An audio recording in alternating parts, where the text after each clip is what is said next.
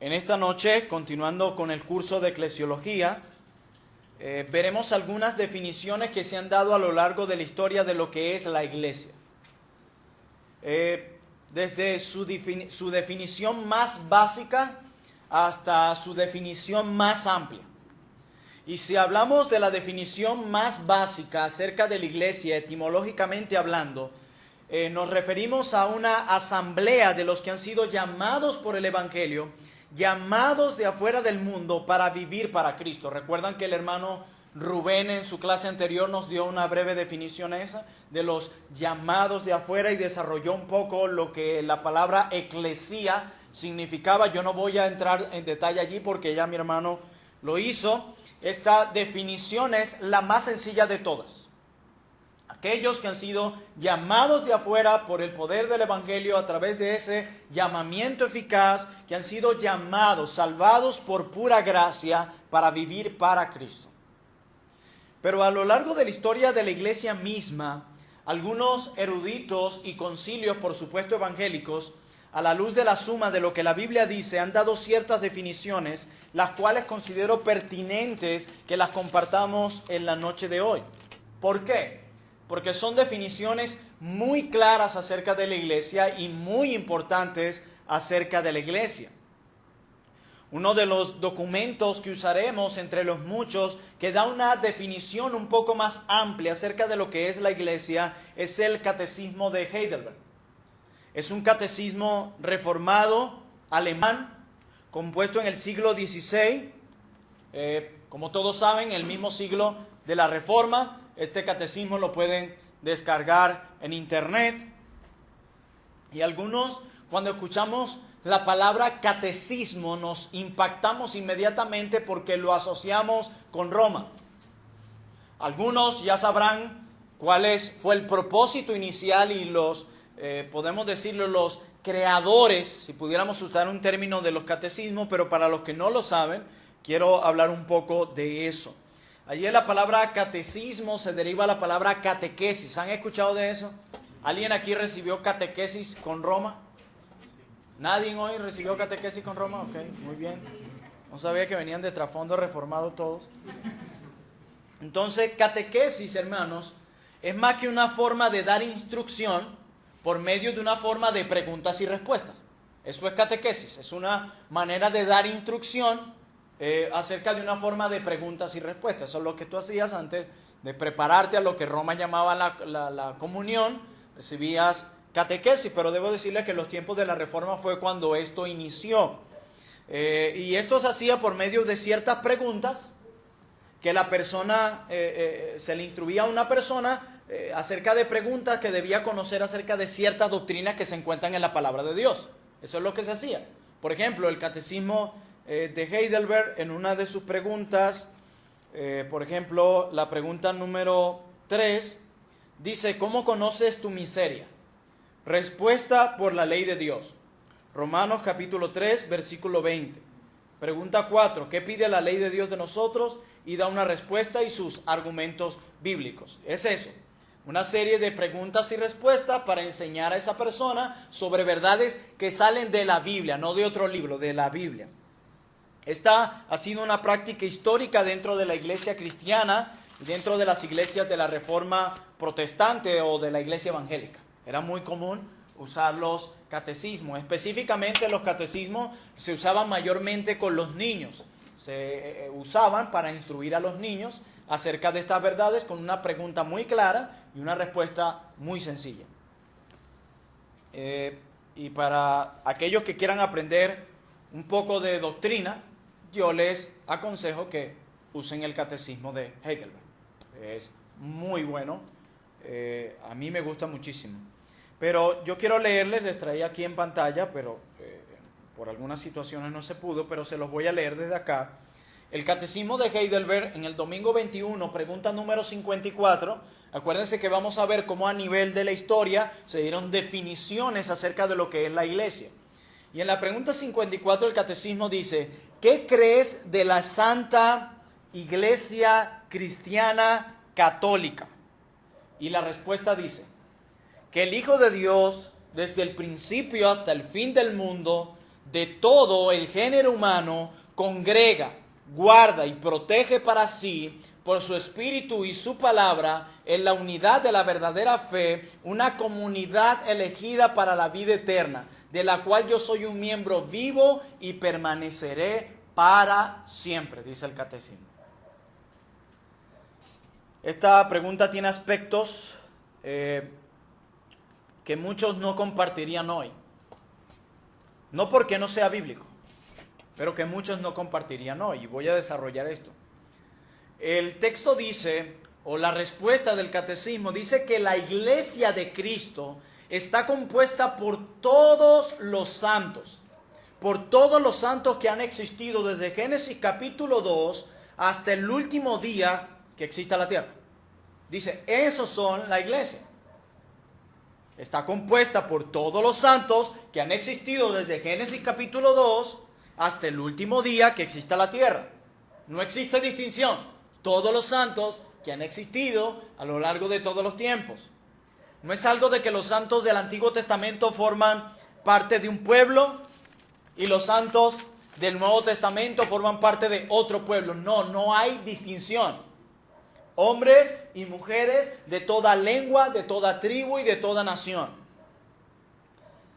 Si bien es cierto, mis hermanos, cuando nosotros miramos hacia las Escrituras, específicamente hacia el Antiguo Pacto, si bien es cierto que la iglesia como organismo no puede ser entendido sino a la luz del Nuevo Testamento, la palabra iglesia no la encontramos en ninguna parte del Antiguo Testamento hablando de la palabra como tal, iglesia. Si bien es cierto que es así, ya que solo los santos del Nuevo Testamento, como los apóstoles entre varios, son los que lograron entender el misterio que trajo Cristo, ¿se acuerdan? ¿Y cuál era el misterio de Dios? Cristo, así es. Si bien la iglesia fue el misterio que trajo Cristo y Cristo mismo era a su vez el misterio de Dios, no obstante, es la convicción bíblica de que todos los santos, absolutamente todos, forman parte de la iglesia de Cristo de todos los tiempos, desde los que creyeron desde Génesis 2 hasta los que crean hasta lo último de la tierra. Un día Dios, hermanos, un día, cuando se dé el establecimiento o el estado eterno, Dios tendrá un solo pueblo que es la iglesia, compuesta por los santos del Antiguo Testamento y compuesta por los santos del Nuevo Testamento, sin distinción. Dios no tendrá en aquel momento dos pueblos, uno en un lado y otros de otro, unos que gocen más privilegios que otros, no. Eso no lo enseña la Escritura. Un pueblo, su iglesia, sin distinción. Ustedes recuerdan que en uno de los textos que leímos, hablando del misterio de Cristo, que es la iglesia, se decía que era un misterio que estaba oculto desde la eternidad, ¿verdad? ¿Qué significa eso? Así es, que no era algo nuevo, o sea que la iglesia nunca fue el plan B de Dios. Entonces por eso podemos deducir con claridad, con mucha claridad, que en la eternidad Dios no estará con dos pueblos, con uno. Con uno solo, con un solo pueblo, mis hermanos. Y quiero citar otra confesión. Karen, esa es la laptop, por favor. Ahí tengo, cito esa confesión. Me van a dar unos minutos, que es la confesión belga. Acuérdense que estamos viendo todos los documentos históricos que nos den con una mayor amplitud el significado de lo que la iglesia es. Y uno de esos documentos es la confesión belga. La confesión belga también es una confesión reformada. También la pueden conseguir en internet y descargarla con facilidad. La confesión belga fue redactada en Bélgica en el siglo XVI también. O sea, ustedes pueden ir viendo cuántas confesiones surgieron en los tiempos de la Reforma. A veces nosotros hablamos de la confesión y pensamos que la única es Westminster y la Confesión Bautista de Londres de 1689. No, fueron muchísimos credos y muchísimas confesiones que se redactaron a lo largo de la historia. La confesión belga tiene un artículo, específicamente el artículo 27, que define también a la iglesia, así como el Heidelberg su pregunta 54 da una definición de la iglesia. La confesión belga también. Y la confesión belga usa el mismo título que usa Heidelberg, otro de los documentos. Ustedes recuerdan que en la definición o en la pregunta del catecismo de Heidelberg dice: ¿qué crees de la Santa Iglesia Cristiana Católica? ¿Qué piensan ustedes cuando digo católico? Inmediatamente se imaginan a Francisco con su traje blanco, su pequeña gorra y todos sus súbditos de obispo o la plaza de San Pedro. ¿Se lo imaginan? Y yo quiero hablar un poco, antes de citar la confesión belga, acerca de lo que es la palabra católica, para los que no lo saben, o dar una definición un poco amplia sobre ella. Hermanos, para los que no lo saben, y dejen que Pacheco trabaje tranquilo allí, recuerden que en el siglo XVI, en toda la Edad Media, absolutamente en toda la Edad Media, el idioma académico, el idioma usado para escribir y redactar, ¿saben cuál era? Así es, latín. Ese era el idioma allí. Y en el latín, el término católico significa literalmente universal. Es lo que significa. Por lo tanto, cuando estos credos, cualquiera de los que usted lea, inclusive la confesión a la que nos adherimos como iglesia, usa también ese término. Por lo tanto, cuando estos credos usan la palabra católico, no se refieren a la iglesia católica romana, sino a la iglesia en su aspecto universal. Eso es católico. Eso es. Ahora vamos a ver aquí, voy a abrir mi lámina y vamos a ver un poco lo de la confesión belga. Denme unos segunditos, no están apurados, ¿verdad? Qué bueno, qué bueno. Yo sí, porque tengo muchas hojas acá todavía que lo hago. ¿Alguien había leído la confesión belga? Catecismo de Heidelberg. ¿Cómo? Ok, ya sabe que existe. Está en internet.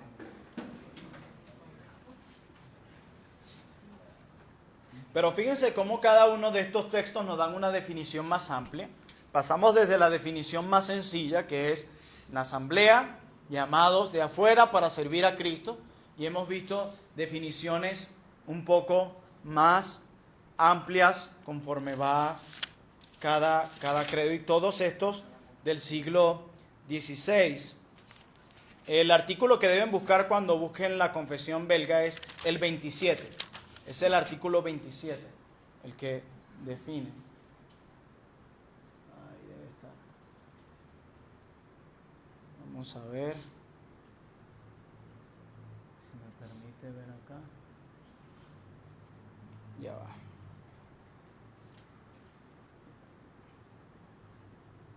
Ok.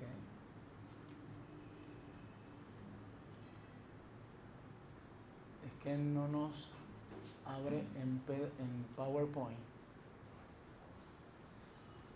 Me abres en la otra pantalla. Aquí ninguno de ustedes va a leer esto está muy pequeño. ¿Sí leen bien? Sí. Bueno, buenísimo. Aquí está la confesión belga. La confesión belga, ampliando la definición de lo que es la iglesia, en el artículo 27 dice: creemos y confesamos una única iglesia católica universal. Ya sabemos lo que significa católica. O sea, no necesariamente tenemos que asociarlo con Roma. Era la iglesia en su aspecto universal. Algunos usaron la palabra católica para también definir la iglesia verdadera. Fue una palabra que se atribuyó a las iglesias de la Reforma. Luego Roma hizo lo que hizo con esa frase, o lo que se entiende ahora con ella. Dice: la cual es una santa congregación de los verdaderos creyentes en Cristo, quienes toda su salvación la esperan en Jesucristo, siendo lavados por su sangre y santificados y sellados por el Espíritu Santo. Esta iglesia ha sido desde el principio del mundo y será hasta el fin, deduciéndose según esto que Cristo es un Rey eterno que no puede estar sin súbditos.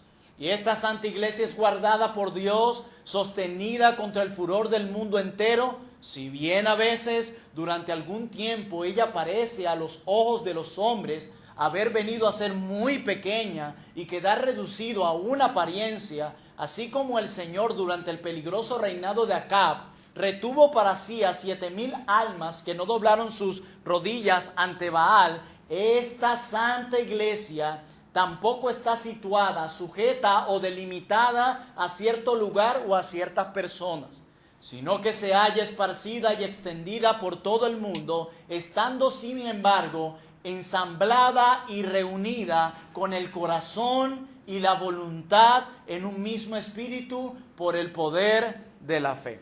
Amén.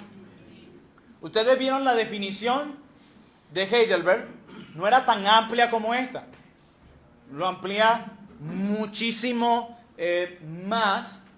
Y luego llega la confesión de Westminster, que es esta que yo tengo aquí. Se le llama a esa confesión la reina de las confesiones, así se le llama a la confesión de Westminster. Y aunque fue escrita un siglo después de la Reforma protestante inicia en el siglo XVI, esta fue en el siglo XVII, esta fue escrita más bien en lo que se conoció como el siglo del puritanismo. Es allí donde surge la confesión de Westminster. Fue redactada en Londres y luego fue adoptada por la iglesia presbiteriana en todo el mundo. La iglesia presbiteriana se adhiere a esta confesión. Y se le llama la reina de las confesiones porque buena parte de las confesiones que siguen después se dependen de la confesión de Westminster. Por eso se le llama la reina de las confesiones. Por ejemplo, nuestra confesión bautista de Londres de 1689 se deriva de ella, de la de Westminster. Igual la confesión de los congregacionalistas, que es la confesión de Savoy, también se desprende de ella. Y la confesión de Westminster define la iglesia así. No perdamos de vista las definiciones anteriores. Dice, la iglesia católica o universal, dice que es invisible, se compone del número de los elegidos que han sido, son o serán reunidos en uno bajo Cristo la cabeza de ella. Y es la esposa, el cuerpo, la plenitud de aquel que lo llena todo en todo. ¿Ven la definición cómo va cambiando? Y sigue diciendo, este es el párrafo 2. La iglesia visible, que también es católica universal bajo el evangelio, no está limitada a una nación como anteriormente en el tiempo de la ley. Se compone de todos aquellos que en todo el mundo profesan la religión verdadera juntamente con sus hijos, de esto voy a hablar ahora, y es el reino del Señor Jesucristo, la casa y familia de Dios, fuera de la cual, miren esto, fuera de la cual no hay posibilidad ordinaria de salvación.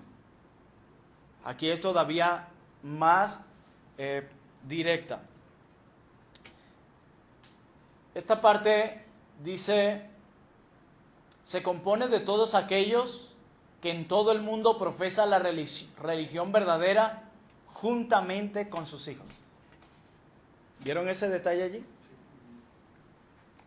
Independientemente si creemos en el bautismo de infantes o no, los hijos de todos los creyentes deben ser llevados a la congregación desde que nacen. Los hijos de todos los creyentes deben ser instruidos en la fe y se les debe predicar el evangelio, no dando por sentado que necesariamente son convertidos. Recuerden que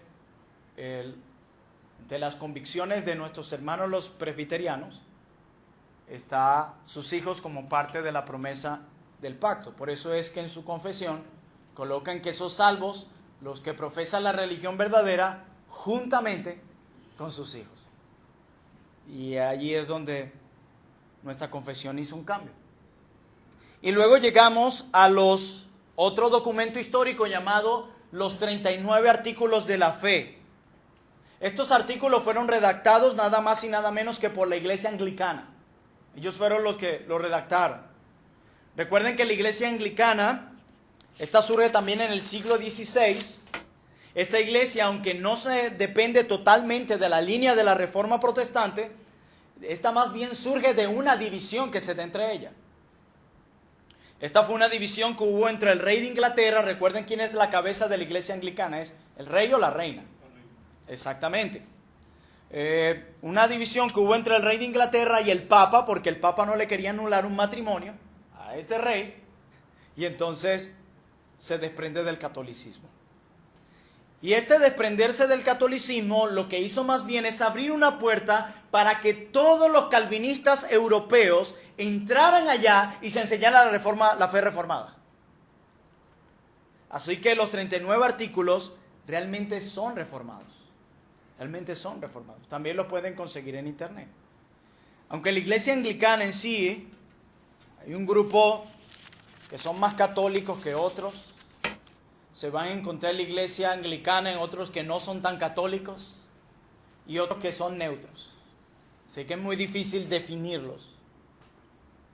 Pero en su artículo 19 dicen lo siguiente: la iglesia visible de Cristo es una congregación de hombres fieles en la cual se predica la pura palabra de Dios y se administran debidamente los sacramentos conforme a la institución de Cristo en todas las cosas que por necesidad se requieren para los mismos.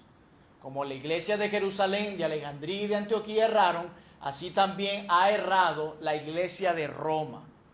No solo en cuanto a la vida y las ceremonias, sino también en materias de fe. ¿Ven que los 39 artículos son reformados?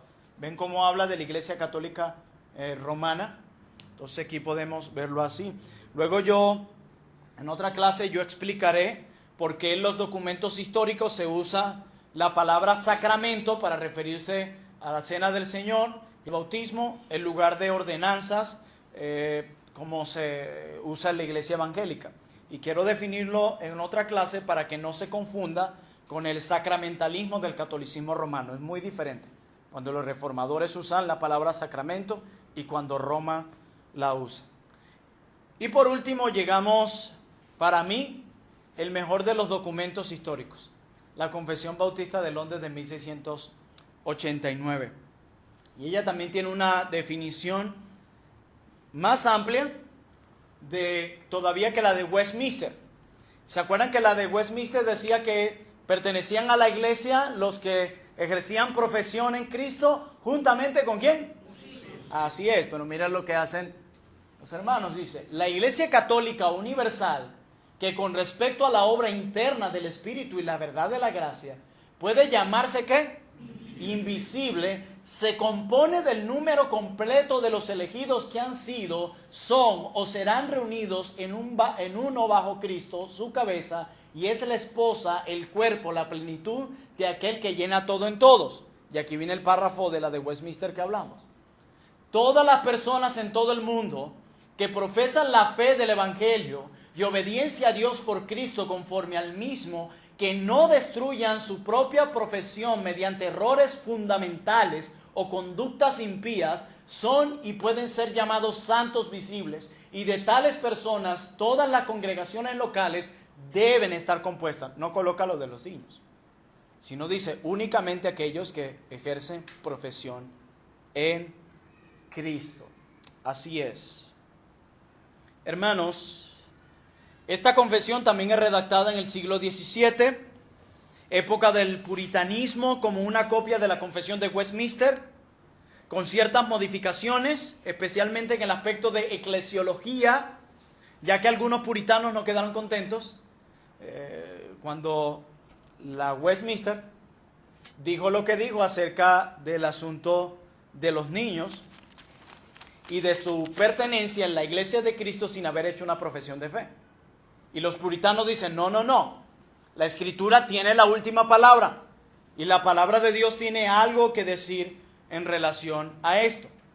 Esta confesión aquí aclara que esta invisibilidad, fíjense lo que dice aquí, la Iglesia Católica Universal, que con respecto a la obra interna del Espíritu Santo y la verdad de la gracia, puede llamarse ¿qué? Invisible. O sea, esta confesión está aclarando que esta invisibilidad solamente debe ser entendida a la luz de que nadie puede tomar la decisión o de decidir, bueno, aquí hay ¿cuántas? 50 personas. 25 son salvas y 25 no son salvas. sea, la confesión está diciendo ningún hombre, ningún cristiano, ningún pastor puede decir si tú eres regenerado o no. Esa es la obra que dice aquí, invisible, y dice respecto a la obra interna del Espíritu Santo y la verdad de la gracia. Esa obra interna, tú ni yo la podemos ver. Eso solo lo sabe la persona misma si no se engaña. Porque la Biblia dice que el Espíritu mismo nos da evidencia de que somos hijos de Dios. Es una realidad. Pero también el Espíritu Santo, son los únicos. Nosotros no tenemos la prerrogativa de decir, este grupo es regenerado, este grupo no. Sí hay ciertos indicios, sin duda alguna, que pueden mostrarnos si esa persona es cristiana o no, pero la decisión final la tendrá el Señor. Igual con muchos que profesan la fe y podemos llevarnos algunas sorpresas. Pero los puritanos se encargaron de dejarnos claro que esa es la parte invisible, la obra interna del Espíritu Santo no nos corresponde a nosotros. Luego de ver cómo la iglesia a lo largo de la historia define a la iglesia, nos llegamos a hacer una pregunta ahora. ¿Por qué es necesaria la iglesia, hermanos? ¿Por qué? A ver, 3 que me den una respuesta. Santidad. Santidad. ¿Quién más? ¿Por qué es necesaria la iglesia? Ayuda mutua. ¿Cómo? Ayuda mutua. Ayuda mutua. Conocimiento de la palabra. Conocimiento de la palabra. Me dio las 3 respuestas. ¡Pam! Ninguna. Que reúne a todos los santos. ¿Cómo? Conservar. Por una sola razón, hermano. Porque fuera de la iglesia de Cristo no hay salvación. Recuerden Efesios capítulo 3, versículo 10. Las verdades, las gloriosas verdades del Evangelio fueron dadas a la iglesia para que ella se la proclame y que esa verdad salve a hombres y mujeres. Esas cosas que ustedes nombraron, aunque se pasan en la iglesia, muchos la pudieran conseguir en otro lugar. Por ejemplo, ayuda mutua. Algún dirá, bueno, yo puedo conseguir ayuda mutua en otro lugar. Conocimiento de Dios, algunos dirán, bueno, yo puedo tener mi propia iglesita, yo solita en mi casita. No. La razón que hace necesaria la iglesia de Cristo, como lo establece la Escritura, en texto que citamos en la primera clase y en la segunda, y en los credos que vimos, es porque fuera de la iglesia de Cristo no hay salvación, no hay salvación. Hermanos míos, el propósito redentor de Dios desde el antiguo pacto hasta el nuevo pacto no ha sido sino salvar a individuos para unirlos a un pueblo. Nunca el propósito de Dios desde el antiguo pacto y en el nuevo pacto fue salvar individuos para que vivan individualmente su salvación. No, sino que para que vivan para Dios unidos a un pueblo. Y esa verdad que transforma es proclamada en la iglesia. En la primera clase les decía que Dios dio la verdad solo a la iglesia. Ninguna otra institución la tiene. Y se la ha dado para que sea proclamada esa verdad y para que sea defendida esa verdad. Fuera de la iglesia de Cristo no hay salvación por el mensaje que ha recibido para proclamar ese mensaje. Por eso es la institución divina, como decíamos en la primera clase, más importante y más majestuosa de todas. De todas. Obviamente Roma tomó esas palabras y las distorsionó. Todo aquel que no estaba unido, el catolicismo romano, no era iglesia. No era salvo. Que era lo que explicaba Rubén en la clase anterior. Por eso la reforma, reformadores dicen, tenemos que definir las marcas de una iglesia bíblica. Es lo que pasa. Hermano, el propósito de Dios siempre ha sido salvar a individuos para unirlos a un pueblo, siempre. Siempre. Nosotros no vemos en ninguna parte del antiguo pacto, ni siquiera, a Dios salvando a individuos para que vivas individualmente. Nunca. Eso no es iglesia. Si esa es la idea que usted tiene de iglesia, está grave, grave, grave. Esa no es. Hoy todo es por internet. Hay situaciones de peso que a veces no nos permiten congregarnos. Como por ejemplo una enfermedad. o que un familiar se te esté muriendo. Yo no encuentro otro argumento para no venir a la casa de Dios y escuchar la palabra de Dios que santifica y que transforma, y no solo eso, y estar con el pueblo de Dios. Yo no encuentro otro argumento. Lo demás es palabrería, no encuentro otro. Ningún otro. A menos que usted sea policía, enfermero o médico, no encuentro otro. Ningún otro. Hoy todo es por internet. Un pastor decía que se encontró con una página en internet que decía Iglesia Bautista Reformada Virtual. ¿Qué es eso, hermanos? Eso es una burla de lo que es la iglesia. Yo se lo digo una vez, la iglesia es un lugar más allá de escuchar sermones. Sí, venimos aquí a escuchar la palabra de Dios, pero va más allá. De hecho, la Biblia llama a la iglesia la familia de Dios. ¿Entienden eso? La familia. Yo no sé quién puede vivir aislado de una familia.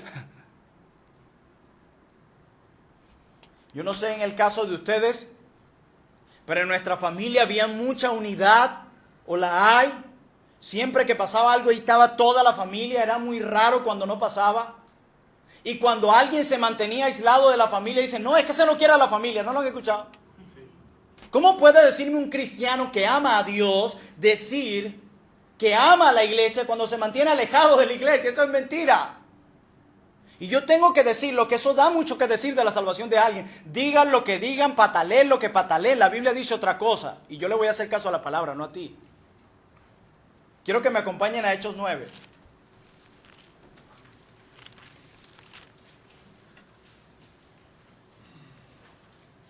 Vamos a leer del 1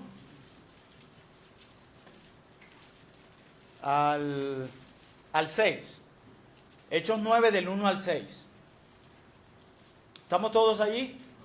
Ok, dice, Saulo, respirando aún amenazas y muerte contra los discípulos del Señor, vino al sumo sacerdote y le pidió cartas para las sinagogas de Damasco, a fin de que si hallase algunos hombres o mujeres de este camino, lo trajese presos a Jerusalén. Mas yendo por el camino, aconteció que al llegar cerca de Damasco, repentinamente le rodeó un resplandor de luz del cielo, y cayendo en tierra, oyó una voz que le decía, Saulo, Saulo, ¿por qué me persigues? Él dijo, ¿quién eres, Señor? Y él dijo, yo soy Jesús, a quien tú persigues. Dura cosa te es dar coces contra el aguijón. Él temblando y temeroso dijo, Señor, ¿qué quieres que yo haga? Y el Señor le dijo, levántate y entra en la ciudad y se te dirá lo que debes hacer. Amén. Mi pregunta es, históricamente hablando, este evento sucede luego de la muerte, la resurrección y la ascensión de Cristo, ¿cierto? Ya Cristo no está en la tierra. Recuerden, eso pasó en Hechos capítulo 1. Se despide de sus discípulos y se va.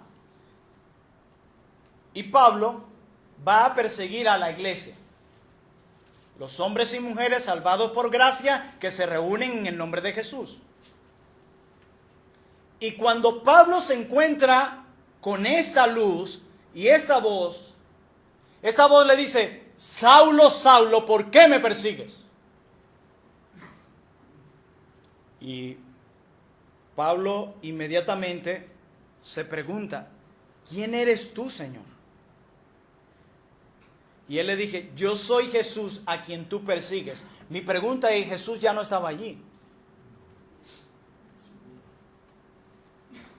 ¿Por qué me persigue? Pablo va a perseguir a la iglesia, al grupo de hombres y mujeres salvados por gracia que se reúnen en el nombre del Cristo.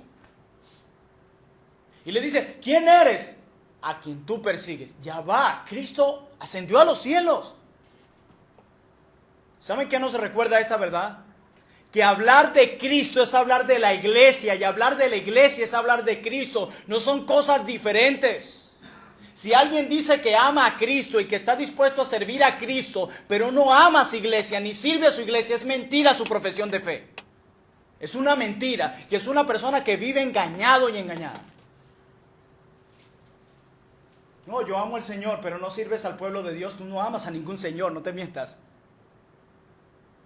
Porque servir a Cristo es servir a la iglesia y amar a Cristo es amar a la iglesia. Soy yo a quien tú persigues. Y hoy muchos quieren tratar de separar a Cristo de su iglesia. Quieren tratar de colocarnos a dos grupos de personas. Bueno, Pastor Plinio, yo puedo amar a Jesús. Yo amo a Jesús. ¿Cómo usted me va a decir que no ama a Jesús? Bueno, yo no te veo amando a su iglesia. ¿Cómo puedes decir que amas a Jesús y hablar de Jesús es hablar de su iglesia? Y ojo, no lo he dicho yo, lo dice la palabra de Dios. Si te opones, no te opones a Plinio Orozco, te opones a la palabra de Dios. Y si lo haces, estás en graves problemas. El cristianismo de hoy es muy superficial. La iglesia local no importa para muchos. Pero para Dios es la institución más gloriosa, eterna, poderosa y con la única institución con la que Cristo pasará la eternidad, la iglesia. Y por ella se para a defenderla. A través de ella proclama el mensaje que transforma al mundo entero. ¿Cómo tú me vas a decir que tú no vas a amar a la iglesia y a servirla y al mismo tiempo dices que amas a Jesús? Bueno, pastor, es que por muchas cosas uno no se congrega. No me interesa. Yo no sé, pero yo no puedo vivir un domingo sin la iglesia. Yo no sé ustedes. Y no es precisamente porque predico, no. Desde que el Señor me salvó, en el año 2008, anhelaba cada domingo que llegue a la iglesia. Y esta semana hablaba con alguien que vive muy lejos y en una zona muy peligrosa, que me decía, yo anhelo que llegue el domingo y lo jalo para que llegue. Esa es una persona que ama a Jesús. ¿Por qué? Porque ama a su iglesia. Y porque hablar de Jesús es hablar de la iglesia y hablar de la iglesia es hablar de Jesús. ¿Se dan cuenta? El que me dice que sirve a Jesús y que lo ama y no ama a la iglesia en la práctica es un mentiroso. Diga lo que diga, así se sepa la Biblia de atrás para adelante, de adelante para atrás. No importa. Él le dice, ¿por qué me persigues? ¿Quién eres tú, Señor? A quien tú persigues. Ya va, pero yo estoy persiguiendo a la iglesia. Ese grupo de hombres y mujeres que proclaman ese evangelio y que se reúnen el domingo. Bueno, es que hablar de ellos es hablar de mí. ¿No dice la Biblia que somos uno en Cristo? ¿No dice la Biblia que somos el cuerpo de Cristo? Entonces, ¿cómo podemos separar y desmembrar ese cuerpo? Decir que amo a Jesús, que sirvo a Jesús y no a su iglesia. ¿Se dan cuenta? Eso para mí es la mentira más grande y la más tonta de todos. Y muchos han perdido el foco de que la iglesia es una familia. Hoy día, en la familia, en la iglesia, pastor de jóvenes, ya hoy día se levanta un pastor solamente para atender a los jóvenes. Se han vuelto tan importantes y tan especiales que el Señor tiene que ordenar a uno para los jóvenes. Pastor para esto, maestro para esto, aquello. Y a veces gente me pregunta, pastor, ¿y por qué en el culto tienen que estar los niños? Bueno, la iglesia no es una familia. ¿Tú acaso ves a la familia unos separados por allá y otros por acá? Todos juntos. De hecho, lo que ha hecho nuestra sociedad es eso, separar a las familias. Y Cristo quiere que pensemos en la iglesia como una familia. Y una familia siempre está unida y reunida, todos en el mismo lugar. No unos por aquí en el cuarto, otros por allá haciendo una cosa, todos en un mismo lugar. Y la Biblia dice que la iglesia es una familia. Así que aquí ni pastorcito de jóvenes, ni grupito acá, ni allá, todos juntos como una familia. Eso es la iglesia. Eso no es una idea que nos inventamos, la Biblia así lo dice. No estoy en desacuerdo a las escuelas dominicales para niños aparte o qué sé yo. Pero todo el mundo en el culto público, a las 9 cuando empieza el sermón, ahí deben estar todos como una familia. Allí. Eso es lo que la Biblia dice. Acompáñenme a Levítico 26. Levítico 26 y vamos a leer los versículos 11 al 12. Levítico 26, versículos 11 al 12. Y quiero que sigamos viendo cómo Dios No salvó a individuos para que vivan individualmente, sino para unirlos a un pueblo, para que vivan junto al pueblo de Dios. Levítico 26, 11 al 12. Dice: y pondré mi morada en medio de vosotros, y mi alma no os abominará, y andaré entre vosotros, y yo seré vuestro Dios, y vosotros individualmente y solitos se reunirán el día domingo. ¿Verdad que no? Y yo seré vuestro Dios, y vosotros seréis mi pueblo. Dios, cuando habla de sus hijos que le aman y le sirven, habla en términos de pueblo. Deuteronomio capítulo 7, versículo 6, vamos a leer. Deuteronomio 7, 6. Dice la palabra de Dios: porque tú eres ¿qué?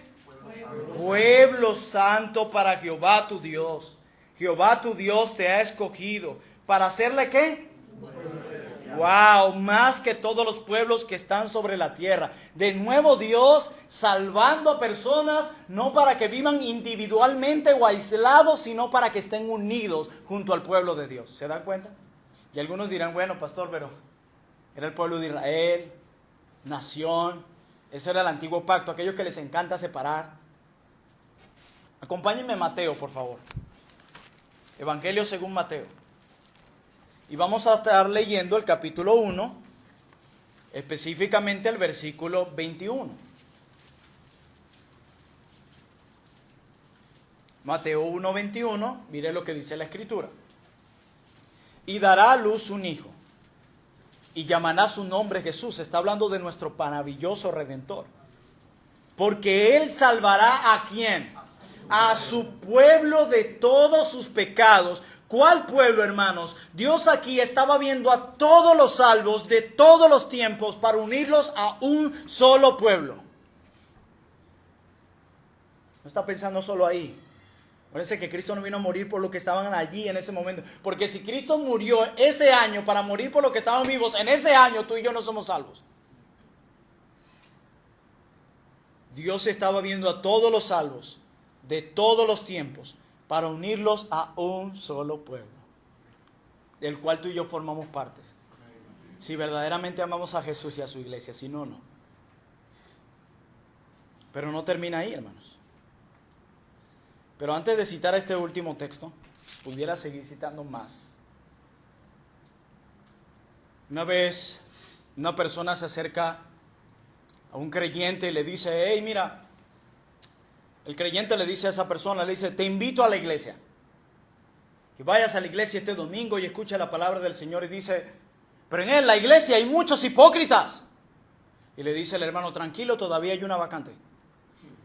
Y es verdad, todos, siempre hay una excusa para todo. Acompáñenme a Tito, capítulo 2. Y aquí en Trono de Gracia hay muchas vacantes.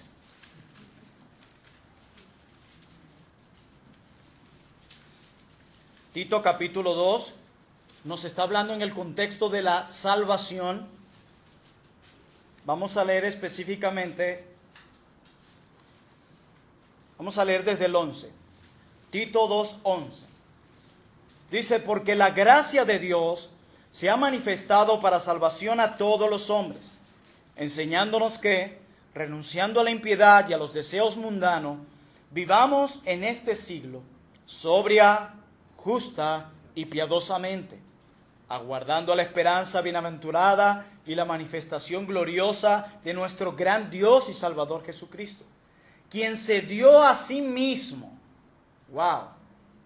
por nosotros, para redimirnos de toda iniquidad y purificar para sí ¿un qué? Un pueblo propio, celoso de buenas obras. Hermanos, la salvación tiene un fin corporativo. ¿Escucharon eso? La salvación tiene un fin corporativo. Nunca ha sido el plan de Dios salvar a individuos para que vivan de manera individual y aislados del cuerpo de Cristo. Nunca hallamos eso en la Biblia, ni en el Antiguo Testamento, ni en el Nuevo Testamento, nunca, ni en la historia de la iglesia. Dios ha salvado a individuos para unirlos a un pueblo y que vivan con ese pueblo y que crezca con ese pueblo, porque en la eternidad van a adorar junto a ese pueblo, no como individuos. Fuera de la iglesia no hay salvación. Porque es a la iglesia verdadera a quien Dios ha dado el mensaje que transforma vidas, y es la iglesia la que tiene el deber de proclamar ese mensaje, que es el evangelio de nuestro Señor Jesús. Hermanos, si ustedes dicen que aman a Jesús, que están dispuestos a servir a Jesús, que están dispuestos a dar su vida por Jesús, deben estarlo de la misma manera con la iglesia. Si ustedes dicen que anhelan estar con Jesús, deben sentir el mismo anhelo de estar con la iglesia. Cuando usted no siente ese amor, ese deseo de servir y de estar junto al pueblo de Dios, usted no ama a Jesús. Diga lo que diga y lo argumente como lo argumente. No porque lo diga yo, lo dice la palabra de Dios. Hay unos que vienen a la iglesia solo como espectadores. Aquí en el pueblo de Dios todos somos servidores, todos. No espectadores, servidores todos. ¿Y saben por qué? Porque servir a la iglesia es servir a Jesús. Amar a la iglesia es amar a Jesús. Tener un compromiso con la iglesia es tener un compromiso con Jesús. Porque hablar de la iglesia es hablar de Jesús. No puedes separarlo. Somos un cuerpo en Cristo. La Biblia dice que estamos unidos a Cristo. Hablar de uno es hablar del otro.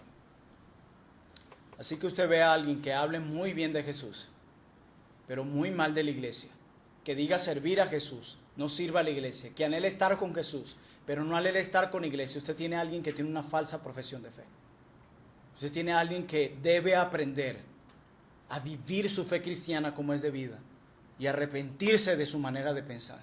Porque la iglesia es la institución más especial y más gloriosa, compuesta por todos los santos de todos los tiempos. Amén. Oremos.